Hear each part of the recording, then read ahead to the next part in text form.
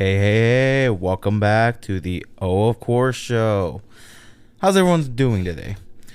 Now it's all back to school type of stuff, so I know a lot of people are going to be not in the greatest of moods going back to school. But hey, thank God I don't got to worry about that anymore. I just got to worry about the nice, beautiful love of real estate and having to have people yell at you and shit. But hey, I mean, you got to do what you got to do. Sometimes, but again, how's everyone doing again today? Hope everyone's doing okay. Recently, I mean, I've been listening to audiobooks before, and I know my therapist. I mean, yeah, she recommended some books that I kind of already was gonna read, but I decided, you know what? Now that she's recommending me to read these. No, well, more listen. I can read it or listen. I'm more of an audiobook type of person. So I said, okay, you know what? Fuck it. I will listen to them. And there was a couple of books here. I know I saved them on the notes. It was 7 Habits of Highly Effective People, 48 Laws of Power, Ikigai, The Japanese Secret to a Long and Happy Life, The Art of Communicating, and No Mud, No Lotus, The Art of Transforming Suffering. And the two that I already was already had interest in was 7 Habits of Highly Effective People and 48 Laws of Power. Because with the 48 Laws of Power, it's not like to make you be like a bigger, badder person and be like, oh yeah, look at me, I'm tough. Like, I want to have power over you, because I'm better than you or something. That's not what this book is about. Well, that's not what any of these books are about. Like with the 7 Habits of Highly Effective People, it's anyone can interpret it. Anyone can do it. I mean, you don't have to be like a very skillful type of person. Like, you don't have to be like better than everyone. It's just who can. It's just habits of highly effective people, or like the 48 Laws of Power, and it's like something to do with like the human mind or something like that with the power. Oh yeah, these laws are meant to be observations, that's what it is, of human behavior and strategies that people have used throughout history to gain power and influence. That's what it is. Yep. And they should be considered with caution and ethical considerations in mind, because yes, are there 48 laws of power? Yes, of obviously what the book says, but you gotta, like I said, take it into consideration, because not every law is gonna work on everything. Some laws may work more than others. Like, it's just, you just try to learn about these laws as much as you can and try to use them in certain situations. Basically, it's what you can be doing. Because here are a couple of laws that I have saved and kind of just took out. But like law number 1 is never outshine the master. And that is avoid appearing more skilled or competent than your superiors, as it might threaten their position and invite their resentment. Law number 3 is conceal your intentions. Keep your plans and motives hidden to maintain an advantage over others who might try to thwart your efforts. Which I actually found that is interesting, which can be true, because you can, like, let's say like you have a business idea of sunglasses or something. Like, you just have an idea and you tell the whole world about it, what you want to do, and then someone it gets really interested in it, listens and whatnot, and then they decide to start doing the work, and then they start creating what you want, your vision. Now, yes, was it your vision? Yes, but it is now their product. They stole your vision. Now you can't have that same product that they produced because they stole your vision. And so that's why, I need to learn that too, because I sometimes don't know how to keep my mouth shut. But it's also just because I'm excited to tell people But then also at the same time, I guess I do have to keep it on the low, keep my intentions and shit on the low. I mean, that's something I need to work on, obviously. Law number 6, court attention at all costs. Act in a way that draws attention and curiosity, making people notice you and feel intrigued by your actions. Obviously, don't make it in a horrible way like you're a murderer, you're a serial killer. I mean, if you want to, go ahead, be a Jeffrey Dahmer type of guy, but by all means, don't try to find attention that way. Draw attention that way. 'Cause no. Just be different than the others. Don't be normal. Be different. Because when everyone is normal, everyone's the same. No one is different. So stand out. Be different. Be the star that shines. Because once you're the oddball out of a group of 50 people, more people are going to pay attention to you than the other 49, because they're all the same. Like, it's okay to be different. Law 9, win through your actions, never through argument. Instead of engaging in debates or arguments, demonstrate your abilities through actions that speak for themselves.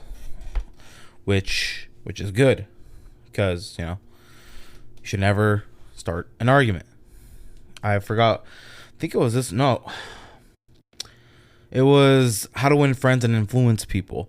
That too also states you should never start arguments. You should never be starting an argument. Because if you want to win an argument, you should never start one. And if there is one that is going to be started, find a way to just de-escalate it and just shit like that. Because you just don't want it. You just don't want to start it. I mean, it's never good. And because by also not engaging in an argument or anything, in the end you will win. Because in the book of How to Win Friends and Influence People, it said something about you'll win, but only be for a temporary time instead of a long term, which is true. Because when you have an argument and in that little time frame of maybe a couple days or so, you won, but that's it. You won the debate or the argument, but that's it. You won nothing else. That's it. You just won that. And that can also, again, ruin your reputation of one of the laws that it says. Law 15, crush your enemy totally. If you decide to confront an adversary, do so decisively to eliminate any chance of retaliation or future conflict. I haven't gotten to that one yet. A lot of these laws I have not gotten yet, but I just kind of picked out from little snippets and shit. So I can tell you more about that once I get there. Law 16, use absence to increase respect and honor. Occasionally withdrawing from a situation or relationship can create an aura of importance and make others appreciate your presence more. Which can be true. I mean, you don't you don't always have to be going out. You don't always have to be going out with a person or whatever the case may be. It's okay to just let's say with your friends. You don't always have to be with them. You can be with them here and there, but you don't always have to. And so then by doing so, and you still create that strong relationship, it'll last. Because once you're with someone for just so long, at some point, someone starts getting tired of each other. Problems occur that were never there. And then it diminishes the friendship / relationship. That's why sometimes people in relationships have to know how to be distant away from each other. When they're going to work, or if, let's say, someone wants to go out with friends, let them, or wants to go visit family and you don't feel like it, or you just can't let them. Because when you're always together you're always with someone forever, that can destroy That'll cause problems that were never there. So, Law 27. Play on people's needs to believe to create a cult-like following. Tap into people's desires for guidance and meaning to establish a devoted following that supports your goals. Obviously, it's not going to be like a cult-like following, but it's just, I mean, obviously, it's like Taylor Swift, the Swifties. What do they like about her? God, honestly, I don't know. I'm going to be honest, I don't know. But with like Taylor Swift, she has basically created a cult-like following. People will fucking die for her. People will be corny and call their boyfriend, call their exes and sing to them how they're never, ever, ever getting back together. Like, that's a cult-like following that like Taylor Swift has created. Same with Bieber, the Beliebers. Like, you got a lot of people like that. But by doing so, they have more power. Obviously, they're rich as fuck. They're making a lot of money, and so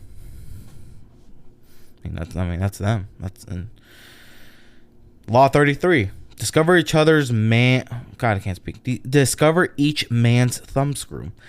Identify the vulnerabilities or weaknesses of others to exert influence and control over them. I mean, why do you think people who are dominant, like very dominant, but who are smart, when they find someone who's submissive, they can discover their weaknesses, and in turn they know how to control someone. Cause like, let's say, I don't know, you just find someone who's dominant and a chick who's submissive. They'll go hand in hand, especially if the guy knows how to read her and read her body. Who the hell? I have no God's plan who was calling me. Like, honestly, don't know who was calling me. But, like I was saying, you can find their weakness and just control them that way. And that's why in some very, very, very, very, very toxic relationships, it's scary. Because the man knows how to control the woman. And yeah, let's just say it won't be going good. Okay. Law 38. Think as you like, but behave like others. Maintain the appearance of conformity while privately holding your own thoughts and beliefs, allowing you to navigate situations more effectively. Which is, true. It's kind of already summarized it itself. Just think as you like, but behave like others. Like, again, be different. You can behave like let's say with people who are rich, like true rich people, and they can dress like normal everyday people, walk around, act like normal everyday people, but behind them they got wealth and knowledge. But you can see them shopping at Walmart and wouldn't act any differently. Same with people who, again, you can be normal. You can act normal in a normal society. Like, you can be dressing in Walmart clothing or whatever, Target clothing, whatever. But your beliefs, your ideas is a lot different than everyone else. To where it can make you more powerful. I don't know. Law 48. Assume formlessness. Adaptability and flexibility are key to surviving and thriving in different situations. Avoid becoming predictable and embrace change to stay ahead. Which is true. That is what like part of Darwin's theory. Fuck. I don't know why I already forgot what Darwin's theory was. Like, only like the strongest survive, or another one was like adapt or change or something like that. Like that's true. I don't know, adapt or die. I think that's what it was. Do you mean look at Blockbuster? Look at Blockbuster and Netflix. Blockbuster was performing high. It was dominating because you'd go rent movies and return them, never having to buy them, whatever. Like, you were dominating. They were dominating. Up came Netflix, to where they started doing more in a streaming, where you can stream movies out of the comfort of your own home. slowly but surely, Blockbuster started dying because Blockbuster never started that trend first either. They stayed where they were at. They never adapted. So slowly Netflix started taking them down to the point where Blockbuster is nowhere anymore. So that's, like, you gotta adapt or die. And then another one, the 7 Habits of Highly Effective People, is a book by Stephen Covey, that presents a holistic approach to personal and interpersonal effectiveness. The book outlines 7 habits that can help individuals achieve their goals and lead more fulfilling lives. And then here's kind of a little brief kind of summary of the habits. But habit 1. I think I'm on habit 2. And let's say the book is actually really good. But habit 1, be proactive instead of being reactive. Take control of your own life by being proactive rather than reactive. Focus on things you can control and influence, and take responsibility for your choices and actions, which is true. I mean, you gotta, you just gotta. I mean, take control of your own life. Like, on things that you can't control, like your behavior, your emotions, your mood, your mentality, your mindset, your physical appearance, like whatever. You can control that. But like, no, things in life that happen, like if you're driving and bam, you get T-boned, you couldn't control it, obviously, but yes, you can put the blame on the person who fucking hit you, who T-boned you, but don't keep on sticking with that blame. That's why it says take responsibility of what happened and the actions. Just take responsibility of what's going on, accept it, go with it, but just know that you can still change the outcome. Even though it can be very, very, very, very, very fucking stressful, just know you can change it. But learn to live in the moment at the time and work towards getting, obviously having that different mindset and work towards getting out of your current situation. Because if you want to just be living high and above of everyone else and always have that type of mindset, you're going to stay in the same spot, because mentally, like wherever you're at, you may not be accepting wherever you're at. So you don't want, you know what I mean? Like, you don't want to accept it. And so then as you go on, maybe you do want to get out of it, but you're not accepting the reality you're in right now. You're not accepting where you live or what you're wearing, because you always want to strive for higher. Just accept where you're at. Know that the choices you make define who you are. You are the person now because of your choices. Like, if you're an alcoholic, you are an alcoholic because you made yourself an alcoholic. If you're a smoker, you made yourself a smoker. You're a smoker because you made yourself a smoker. No one told you to. So it's like, if, let's say, you are calling yourself a loser and whatnot, accept that, maybe a lot of things that I've done weren't right, and I'm just, don't be calling yourself bad names. But if that motivates you, I mean, I guess do it. But, if you can be calling yourself, man, I'm an asshole because of the way my parents treated me. So now, as I grew up, I am now an asshole because of them. Don't put it on them. Put it on yourself.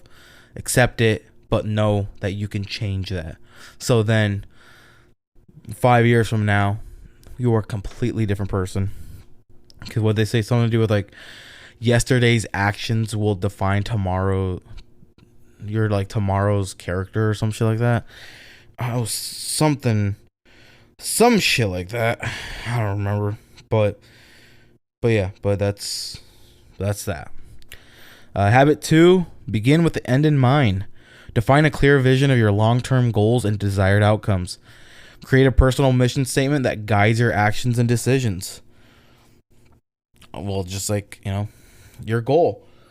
What do you want to achieve? You want to be a millionaire? Okay, you want to be a millionaire. Now just create, also just your short-term goals, break it down. Just like if you want to lose 5 pounds in a month, you can look at the 5 pounds in a month, but break it down. Lose a pound a week for 5 weeks. After your fifth week, you lost 5 pounds. Bam, you lost 5 pounds in about a month. Like, no, obviously have a clear vision too. Don't just say, yeah, I want to be a millionaire. Okay, why do you want to be a millionaire? Ask yourself the whys, and then you'll start finding the hows and all this fun stuff, because it may not be specifically that you want to be a millionaire. You would love to be a millionaire, but maybe it's not specifically that. It's you don't want to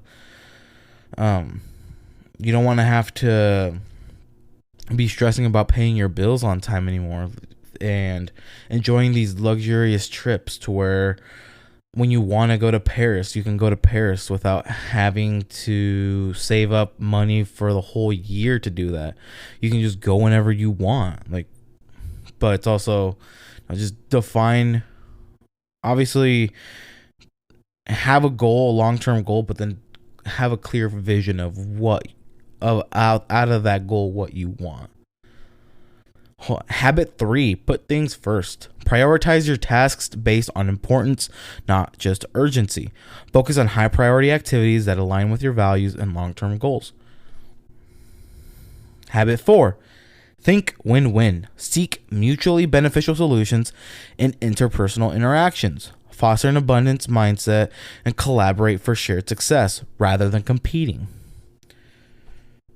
I mean, everyone's always going to be in competition.